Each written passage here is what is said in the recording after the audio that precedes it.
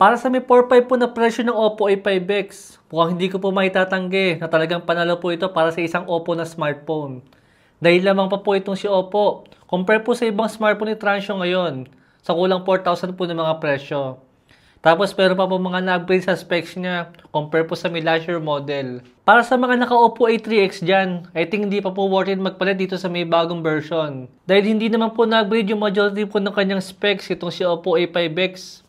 Same pa rin po siya guys ng Oppo A3X ng last year model. Pero kung i-compare po natin guys ang Oppo A5X sa ibang smartphone po sa mga ganitong presyo, mukhang kay Oppo lang natin guys makukuha ang 6,000 mAh siya battery, ang 4 to 5 watts sa charger, saka po yung pinagmamalaki po ni Oppo ng military grade shock resistant.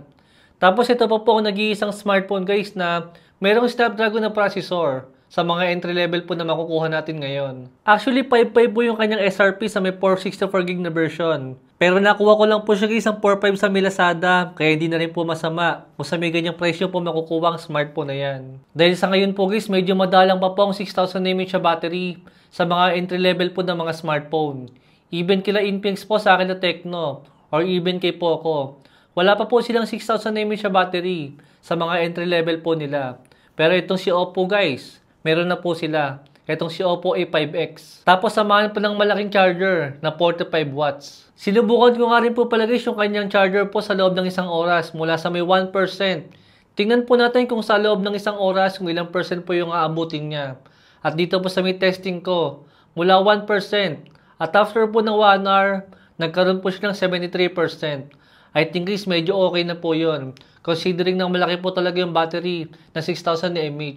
Kaya ibig sabihin guys, kung ipo-full charge po natin yung smartphone na to mula sa may 1% hanggang 100%, aabutin po siya guys ng around 1 hour and 30 minutes. Saka dating 5.1 mAh lang po guys yung Oppo A3X. Pero nga dito sa may bago, napakalaki na po ng kanyang battery. Totoo bang Oppo na smartphone to guys? Dahil medyo hindi po ako sanay na nakakakita po ako ng mga upgraded na specs sa mga smartphone po nila.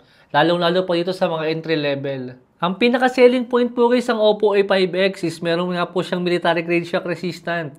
Same po ng Oppo A5 Pro na merong 15,000 po na SRP.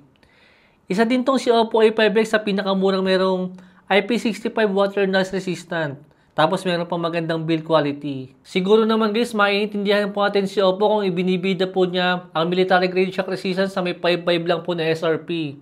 Pero kung sa may 15,000 na SRP at ibibida po ni Oppo na meron siyang military grade shock resistant, medyo hindi po yung katanggap-tanggap para sa akin. Dahil para nga po sa ganitong kamura ng smartphone, madalang din po guys ang ganitong klase ng build quality sa mga entry level po ngayon. Dito po sa ilang sample picture natin, malaki rin po ang improvement ni Oppo dito. Dahil ngayon dating mga entry level po nila, sobrang pangit din po ng camera.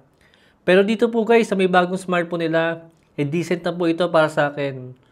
Maganda na po itong pang backup phone kung gusto nyo lang po ng decent na camera sa may ganitong presyo. Ang problema nga lang po dito guys sa may camera po niya, still yung kanyang front selfie camera na 5 megapixel lang. Napakapangit pa rin po ng mga picture quality na nakuha ko rito.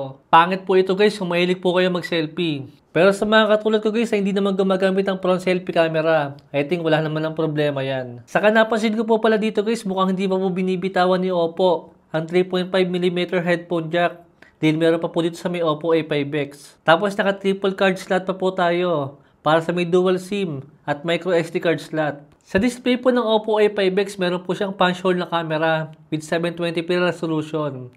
Okay lang naman yan guys, basta nasa entry level lang. Ang hindi ko lang maintindihan guys is yung Oppo A5 Pro 5G. Kalokohan ni Oppo, 15,000 ang presyo, pero 720p lang ang resolution. Naka 9 Hz po ang display ng Oppo A5X. Saka 1,000 nits sa peak brightness. Decent lang po guys yung kanyang display. Hindi na rin po masama para sa ganitong presyo. Naalala ko bigla guys sa Itel P70. Naka 6,000 mAh siya battery po yon. Pero sobrang hina po ng processor. Compare nga po dito kay Oppo na mayroong Snapdragon. Mabagal na Snapdragon din to guys. Pero di hamak po na napakabagal ng Itel P70.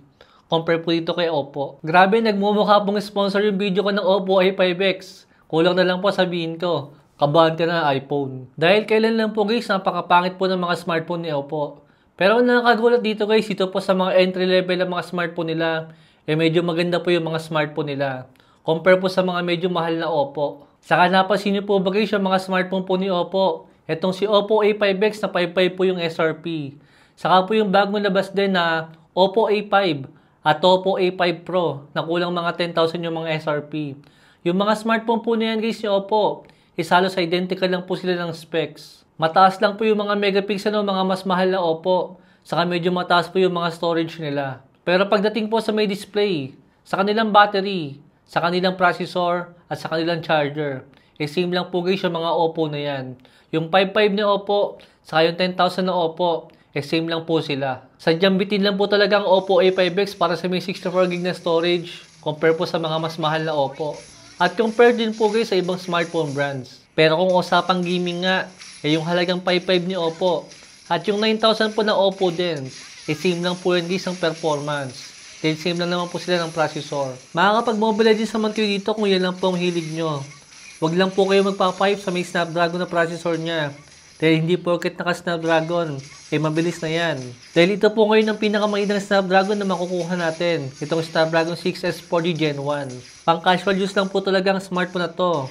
Pangbigay lang po sa mga nanay at tatay natin. Dahil masubok nga po nila ang Oppo na talagang matibay.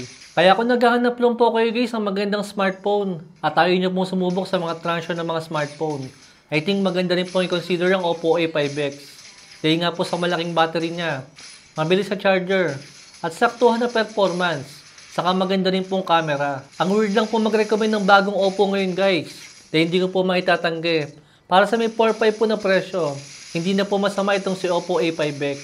At sigurado guys sa mga susunod po na mga buwan, baka maging around 3,000 pa yung smartphone na to, pagka nga po nagsisale siya. Katulad po ng Oppo A3X, nagsisale po yun guys ang 3.5 lang, pero hindi po sila nagkakalayo sa kanilang specs. Sadyang malaki lang po yung battery na to, di naka 5-on image lang po, yung Oppo A3X. Meron po tayong link sa may comment section kung gusto nyo pong umorder ng smartphone na to. Thanks for watching!